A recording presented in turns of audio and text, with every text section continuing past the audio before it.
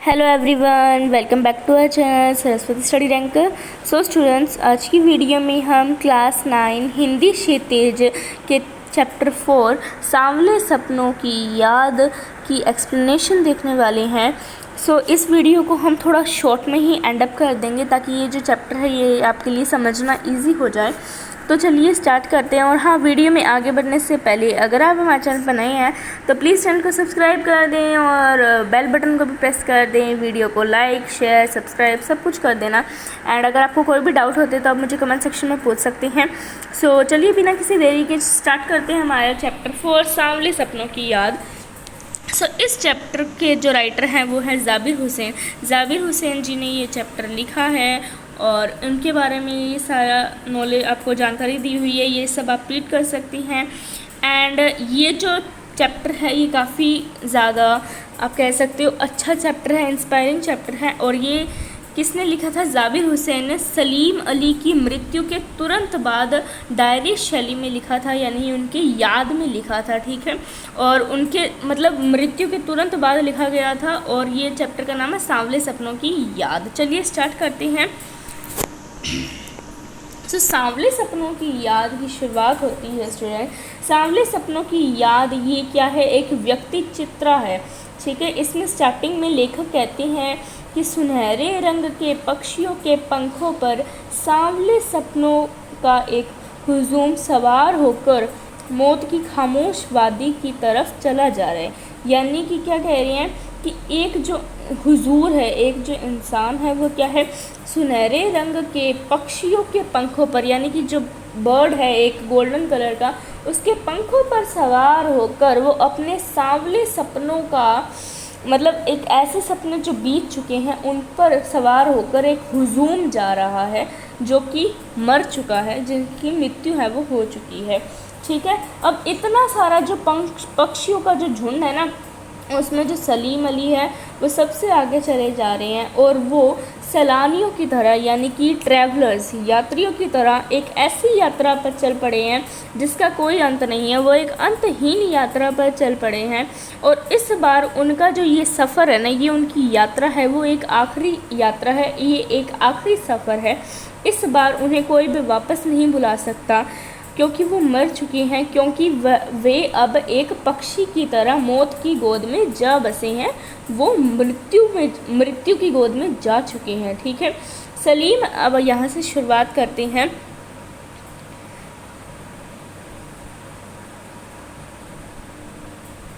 सलीम अली है वो इस बात से बहुत ही ज़्यादा दुखी और नाराज़ थे कि जो लोग हैं ना वो पक्षियों को आदमी की तरह देखते हैं।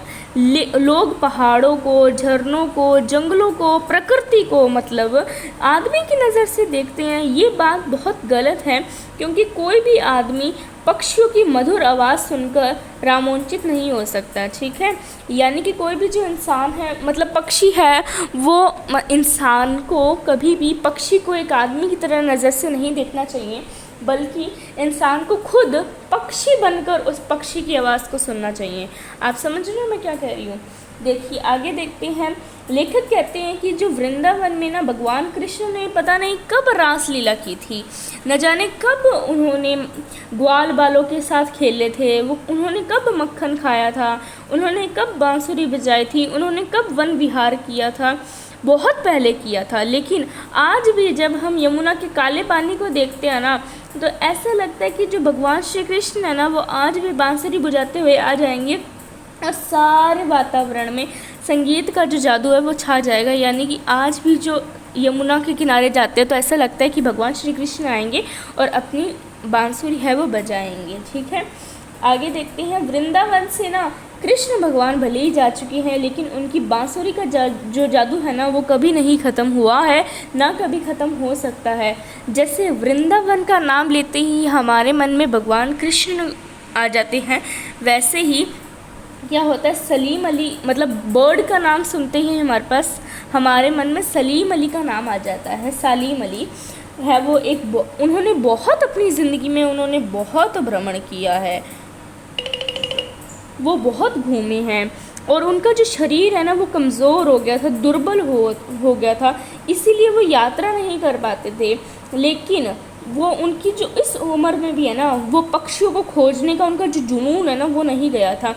उनकी जो आंखें हैं ना वो कमज़ोर हो गई थी, लेकिन फिर भी उनकी आंखों पर या फिर गर्दन में हमेशा एक दूरबीन ज़रूर रहती थी, ताकि वो आकाश में फैले हुए पक्षियों को ढूंढती रहती थी। उनकी वो आंखें, वो हमेशा प्रकृति को एक हंसता खेलता सुंदर सलोना संसार दिखाई देता था उन्हें। ठीक है, वो प्रकृति को सोचते थे कि ये तो एक बहुत ही अच्छा, बहुत ही मनमोहक सुंदर संसार है। इस सुंदर रहस्यमय दुनिया को उन्होंने बहुत परिश्रम से बनाया था। ठीक है, और ये देखो इसमें ये भी बताया हुआ है कि वो 100 साल के होने ही वाले थे कि उनसे पहले ही उनकी मृत्यु हो गई थी, और उनकी मृत्यु का कारण है वो एक जानलेवा बीमारी कैंसर था। एंड उनकी जब आंखें हैं वो मतलब वो हमेशा ही उनके साथ दूरबीन रहती थी, ये हमें बताया गया है। आगे देखते हैं। आगे उनकी पत्नी के बारे में बताया गया है हमें, कैसे उनकी पत्नी है वो भी उनका बहुत साथ देते थे। ठीक है, उस दुनिया को ना उन्होंने बहुत मेहनत से बनाया था, अपनी पक्षियों की दुनिया को। और उसमें इनकी पत्नी जो कि थी तहमीना का भी बहुत योगदान था। तहमीना उनकी स्कूल में उनकी सहपाठी थी, यानी कि स्कूल में भी वो उनके साथ ही पढ़ती थी। आगे देखो, आगे हमें साइलेंट वैली के बारे में बताया गया है। सलीम अली है उनका मतलब सलीम अली केरल की साइलेंट वैली को रेगिस्तान के झोंकों से बचाना चाहते थे। वो चाहते थे कि जो राजस्थान की जो रेगिस्तान की जो हवा है वो साइलेंट वैली तक ना पहुँचे, इसीलिए उन्होंने उस समय के प्रधानमंत्री चौधरी चरण सिंह से भी वो मिले थे इस बारे में बात करने के लिए। और जो चौधरी चरण सिंह थे उनका भी जन्म है वो एक गांव में हुआ था, और वो मिट्टी से बहुत ज़्यादा जुड़े हुए थे। इसीलिए जो सलीम अली है उन्होंने जब इस सब के बारे में, सिचुएशन के बारे में बताया ना, तो ये सब सुनकर है ना उनकी आंखें नम हो गई थी, वो इमोशनल हो गए थे, वो भावुक हो गए थे। और आज ये दोनों ही व्यक्ति नहीं है, ना ही सलीम अली ज़िंदा है और ना ही चौधरी चरण सिंह ज़िंदा है, ये दोनों ही अब मर चुके हैं। अब पता नहीं कौन मतलब आज है ना ये दोनों ही व्यक्ति नहीं हैं, अब ना जाने इन पक्षियों का कौन देखभाल करेगा।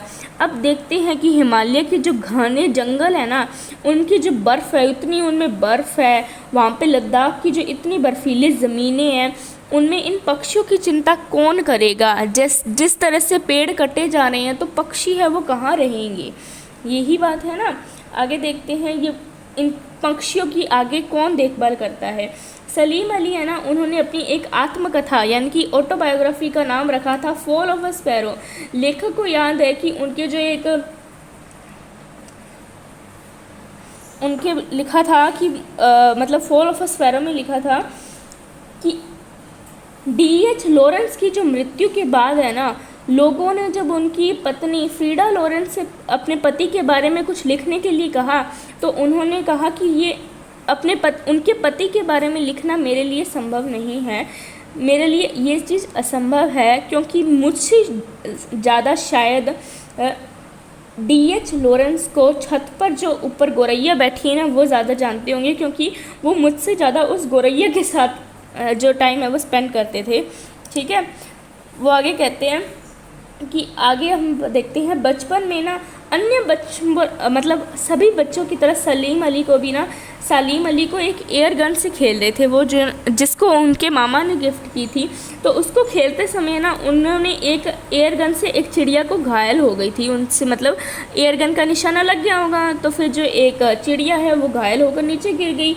तो उस दिन से जो सलीम अली है ना, तो उस दिन से जो सलीम अली के हृदय में ना पक्षियों के प्रति ना भाव उठ गया, मतलब वो पक्षियों से उसी दिन से दया का भाव उठ गया और वो उनसे प्रेम करने लगे, और उन्होंने पक्षियों की खोज में अपना पूरा जीवन लगा दिया। उनकी रक्षा के लिए सारे उपाय उन्होंने किए। प्राकृतिक रहस्यमय को जानने के लिए निरंतर प्रयास करते रहे वो, और इसके लिए उन्होंने बहुत कठिन प्रयास भी उन्होंने किए हैं। अब लास्ट में ना लेखक ने एक बहुत ही अच्छी लाइन लिखी है, जब तक वो नहीं लौटते क्या उन्हें गया हुआ मान लिया जाए, मेरी आंखें नम हैं, सलीम अली तुम लौटोगे ना। यानी कि जो लेखक हैं फिर वो कहते हैं कि जब तक सलीम अली नहीं लौटते हैं क्या उन्हें हम मरा हुआ यानी ऐसा मान सकते हैं कि वो अब हमारे बीच में नहीं है, वो चले गए हैं। उनकी आंखें वो जन्म है, मेरी आंखें नम हैं। सलीम अली तुम लौटोगे ना, यानी कि जो वो कहते हैं कि सलीम अली तुम्हारे जैसा धरती पर एक और इंसान पैदा होगा ना, एक ऐसा व्यक्ति आएगा ना जो इन पक्षियों के बारे में इतना सोचेगा, इतना कुछ करेगा। तो ये इसकी जो हमने एक्सप्लेनेशन देख ली है, आप समरी भी कह सकते हो या फिर आपको जो समझना आप समझिए। ठीक है, आपको समझ आया होगा। कोई भी डाउट है तो आप मुझे कमेंट सेक्शन में पूछ सकते हैं। और आगे इसके प्रश्न उत्तर हैं जो कि हम जल्दी ही लेकर आपके सामने आएंगे। और ये यहाँ पर आपके शब्द कोश है, यानी कि आपके वर्ड मीनिंग्स है, ये आप देख सकते हो। सो स्टूडेंट्स, आज की वीडियो के लिए तो बस इतना ही। मैं मिलती हूँ आपसे इसकी नेक्स्ट वीडियो में। तब तक के लिए बाय गाइस।